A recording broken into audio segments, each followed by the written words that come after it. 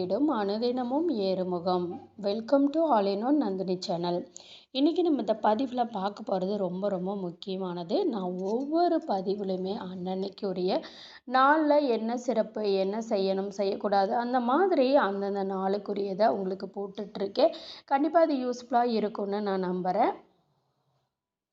அந்த வரிசையில் பார்த்தீங்க அப்படின்னா இன்றைக்கி நம்ம பார்க்க போகிறது என்ன அப்படின்னா, ஆங்கில புத்தாண்டு அன்னைக்கு தினம் 10 ரூபாய் கொடுத்தாவது இந்த பொருட்களை வாங்கி வைங்க. வருடம் முழுக்க நல்லது மட்டுமே நடக்கும். அது என்னென்ன பொருள்கள்னு பார்க்குறதுக்கு முன்னாடி நம்மளோட வீடியோவை இப்போ தான் நீங்கள் ஃபஸ்ட் டைம் பார்க்குறீங்கன்னா மறக்காமல் சப்ஸ்கிரைப் பண்ணிக்கோங்க. தொடர்ந்து அப்டேட்டை தெரிஞ்சுக்கிறதுக்கு பக்கத்தில் இருக்கக்கூட நோட்டிஃபிகேஷன் ஆல் பெல்லையும் செலக்ட் பண்ணிக்கோங்க.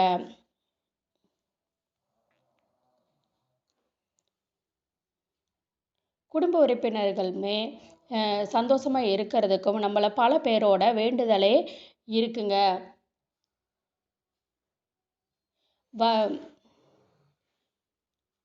கடந்த வருடம் நாம் சுத்தமாக நிறைய கஷ்டங்களை பட்டிருப்போம். பல பேருக்கு இருக்குது. நமக்கு இருக்கக்கூடிய எல்லா வகையான கஷ்டங்களும் நீங்கள் வீட்டில் செல்வ வளம் நிலைத்து நிற்க வறுமை நீங்கள் இந்த புத்தாண்டை நம்ம வீட்டில் எப்படி வரவேற்கலாம் அப்படிங்கிறத பற்றி ஒரு அருமையான பதிவு தான் இப்போ இந்த வீடியோவில் பார்த்துட்டு இருக்கீங்க. புதிய வருடம் பிறக்கும்போது காலையில் நம்ம வீட்டில் பூஜை அறையில்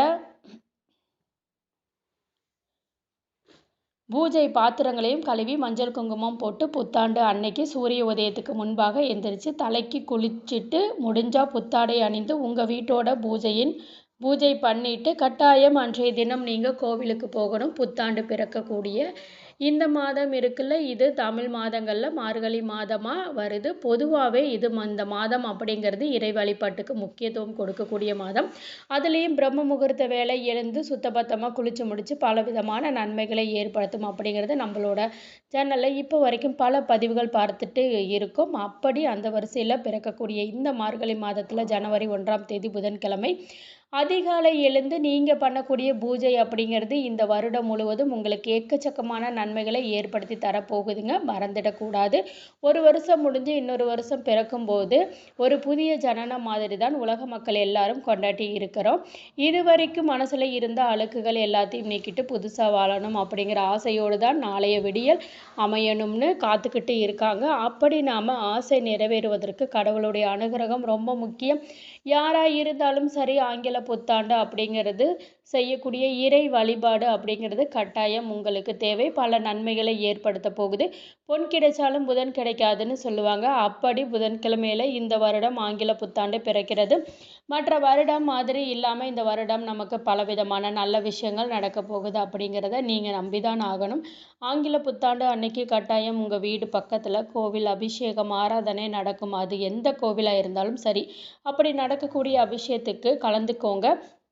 உங்களால் முடிஞ்ச அளவுக்கு பொருட்களை புத்தாண்டு அன்னைக்கு கோவிலுக்கு அபிஷேகத்துக்கும் பூஜைகளுக்கும் வாங்கி கொடுக்கறதும் கூடுதல் விசேஷம் தருங்க. உங்கள் தனிப்பட்ட விருப்பம்தான். இது போக புத்தாண்டு அன்னைக்கு இப்போ நாம் சொல்லக்கூடிய இந்த பொருட்களை ஏதாவது ஒரு பொருட்களை நீங்கள் வீட்டில் வாங்கிட்டு வந்து வைக்கிறது உங்கள் குடும்பத்துக்கு சுபிட்சத்தை ஏற்படுத்தும். பிறக்கக்கூடிய இந்த வருடம் பலவிதமான மங்களகரமான விஷயங்களை கொண்டு வந்து சேர்க்கும். அதில் முதல் பொருள், முக்கியமான பொருள் என்ன அப்படின்னு கேட்டிங்கன்னா, பொதுவாகவே ஒரு மாதமும் சம்பளம் வாங்கினதும் அதுக்கப்புறமா இறை வழிபாடாக தான் இருக்கும். அதுலேயும் நீங்கள் தினமுமே பயன்படுத்தக்கூடிய நெய் இருக்குல்ல, சம்பளம் வாங்கினதும் அதுக்கு முதல் வேலையாக நீங்கள் முதல் செலவாக நெய் வாங்கிட்டு வீட்டில் வைக்கிறது விரயம் வீண் செலவு குறையுமாம். அதாவது தேவையில்லாத திடீர் செலவு, மருத்துவ செலவு இருக்கலாம், இல்லை வீண் விரயம் வீண் செலவாக இருக்கலாம். தவிர்க்கப்படணும்னா நீங்கள் ஆங்கில புத்தாண்டு அன்னைக்கு முதல் வேலையாக நெய் ஒரு பாக்கெட்டோ இல்லை எவ்வளவு முடியுதோ, உங்கள் சக்திக்கு எவ்வளவு முடியுதோ அதை வாங்கிட்டு வீட்டில் வைக்கிறது ரொம்ப நல்லது.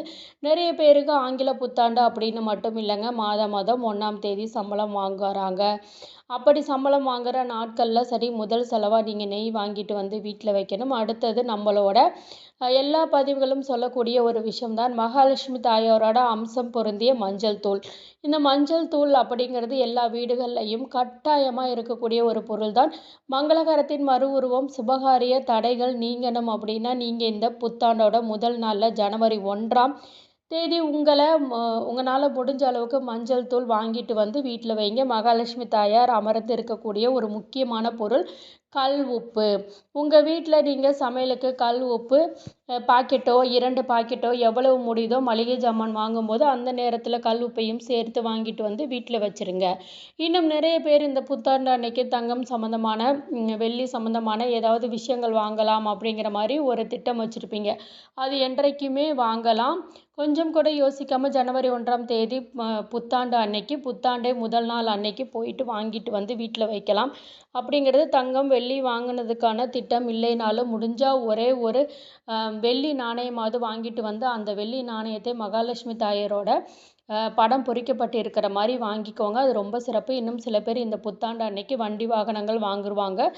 பேச்சு வார்த்தையில் ஈடுபடுவதற்கு இல்லை. சம்பந்தமான விலை விசாரிக்கிறது எந்த விஷயங்கள் பண்ணுறதா இருந்தாலும் அது எல்லாமே பன்மடங்கு பெருகும். அதை நீங்கள் மறந்துடக்கூடாது. அதனால் வண்டி வாகனங்கள் வாங்குறதுக்காக எல்லா வேலைகளையும் தாராளமாக செய்யலாம். அடுத்ததாக இனிப்பு பொருட்களை நீங்கள் டைமண்ட் கல்கண்டு வாங்கினாலும் சரி, இல்லைன்னா நாட்டு சர்க்கரை, வெள்ளை சர்க்கரை, கட்டி வெல்லம் உங்களால் என்ன முடியுதோ இனிப்பு சம்மந்த பொருட்கள் ஏதாவது ஒரு பொருள் வாங்கிட்டு வந்து நீங்கள் வைக்கணும். அடுத்ததாக புதன்கிழமை அப்படிங்கிறது பொதுவாகவே விநாயகருக்கு உகந்த ஒரு நாள். அது போக புதன் பகவானுக்கு ஒரு நாள். இந்த புதன் பகவான் அப்படிங்கிறது புத்திரகாரகன். தொழிலில் நல்ல முன்னேற்றம் ஏற்பட திறமைகளை வளர்த்துறதுக்கு உதவக்கூடியவர் இந்த புத்திரகாரனாக இருக்கக்கூடிய புதன் பகவானுக்கு உரிய தானியம் பயிறு, பச்சை பயிறு 100 கிராம் 200 கிராம் எவ்வளவு முடியுதோ அதை வாங்கி வந்து வீட்டோட பூஜையில் வச்சு பூஜை பண்ணிவிட்டு அதுக்கப்புறம் பயன்படுத்தலாம். அடுத்ததாக ஆவாரம் அப்படிங்கிறது காய்ந்த பூ நிலையில் நாட்டு மருந்து கடைகளில் கிடைக்கும். ஆவாரம் பூ அப்படிங்கிறது ஃப்ரெஷ்ஷாக வந்து சில பேர்த்துக்கு கிடைக்கும். வீடுகளில் அந்த செடி மரம் இருக்கும், வீட்டில் வைக்கலாம். அந்த ஆவாரம் பூ அப்படிங்கிறது என்னன்னு கேட்டிங்கன்னா தங்கம் வெள்ளியை உங்கள் வீட்டுக்கு கொண்டு வந்து குவிக்கக்கூடிய ஒரு சக்தி உள்ள ஒரு பொருள் தான். ஒருவேளை இந்த புத்தாண்டு தினத்தை அன்னைக்கு தங்கம் வெள்ளி இதெல்லாம் அப்படின்னு நினைக்கிறவங்க தங்கத்துக்கு நிகராக இருக்கக்கூடிய இந்த ஆவாரம் பூவை வாங்கிட்டு வந்து வீட்டோட பூஜையில் வச்சு பூஜை பாத்திரங்கள்லாம் இப்போ நம்ம சொல்லி இருக்கக்கூடிய பொருட்கள் எல்லாம் ஒரு உதாரணத்துக்கு பொருட்கள் தான். இந்த பொருட்கள் எல்லாம் நம்ம தவறாமல்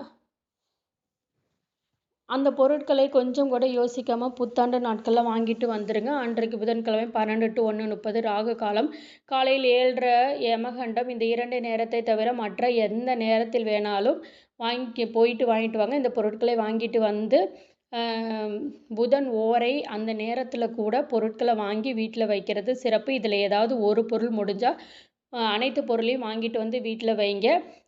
வருடத்தோட தொடக்கமாக இது வரைக்கும் நீங்கள் தான தர்மங்கள் செஞ்சது இல்லை அப்படின்னாலும் உங்களால் முடிஞ்ச அளவுக்கு ஏதாவது தான தர்மம் பசுமாட்டுக்கு தானம் கொடுக்கலாம். இல்லைன்னா ரோட்டில் எவ்வளவோ ஏழை மக்கள் சாப்பாட்டுக்கு இல்லாமல் கஷ்டப்படுறாங்க. அவங்களுக்கு 1 kg 2 kg சொல்லி சாப்பாட்டுக்கு தேவையான அரிசி வாங்கி கொடுக்கலாம்.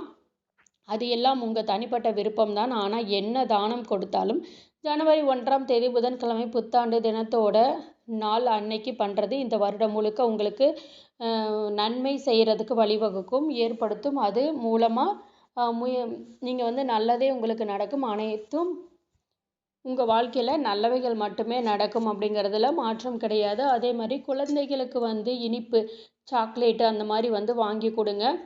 உங்களால் முடிஞ்சால் ஒரு 2 பேர்த்துக்காவது இன்றைக்கி ஒரு அன்னதானம் பண்ணுங்கள். உங்களால் வீட்டில் சமைச்சு கொண்டு போய் கொடுக்க முடியல அப்படின்னாலும் புது வருடம் அன்னைக்கு நீங்கள் கடைகளில் கூட நீங்கள் என்ன பண்ணலாம், ஒரு 2 சாப்பாடு, ஒரு தயிர் சாதமோ இல்லை ஏதாவது 2 சாதம் வாங்கி அவங்களுக்கு அன்னதானமாக கொடுக்கலாம். அல்லது காலை டைம் அப்படின்னா இட்லி வந்து 2 பார்சல் வாங்கி அவங்களுக்கு கொண்டு போய் கொடுக்கலாம். இப்படி தானத்தில் ரொம்ப சிறந்தது அன்னதானம். அந்த அன்னதானத்தை நீங்கள் பெரிய அளவு தான் பண்ணணும்னு அவசியம் கிடையாதுங்க. நீங்கள் வந்து ஒரு 2 பேருக்காவது கொடுக்கறது ரொம்பவுமே நல்லது. அதே மாதிரி இந்த புத்தாண்டுக்கு எறும்புகளுக்கு நீங்கள் வந்து கண்டிப்பாக வந்து உணவளிங்க. அதாவது நீங்கள் வந்து பச்சரிசி கொஞ்சம், வெல்லம் இல்லைன்னா நாட்டு சக்கரை 2யும் போட்டு மிக்சியில் அரைச்சி உங்களுடைய வீடு பக்கத்தில் ஏதாவது வேப்ப மரம் இருந்துச்சுன்னா அதை சுற்றியும் இதை வந்து தூவி விட்டுருங்க. அதை வந்து நீங்கள் என்னால் ரொம்ப பெரிய அளவில் ஒரு 2 பேர்த்துக்கு கூட சாப்பாடு வாங்கி தர முடியாதுங்க, அந்தளவுக்கு வசதி இல்லை அப்படின்னு நினச்சிங்கன்னா இதை செய்கிறது மூலிமா நீங்கள் 1000 பேர்த்துக்கு அன்னதானம் வந்து செஞ்சதாக இதுக்கு ஈடாக இருக்குங்க. அதனால் இந்த புத்தாண்டை நீங்கள் இந்த மாதிரியான பொருட்களை வாங்குறது மூலிமா உங்கள் வாழ்க்கையில் செல்வ செழிப்போட இந்த வருடம் முழுவதும் நிம்மதியான சந்தோஷமாக குடும்ப ஒற்றுமையோட மகிழ்ச்சியோட அனைவரும் வாழ்கிறதற்கு மனதார இறைவனை வேண்டிக் கொள்கிறோம். ஆறுமுகம் அருளிடும் அனுதினமும் ஏறுமுகம். ஓம் சரவணபவ.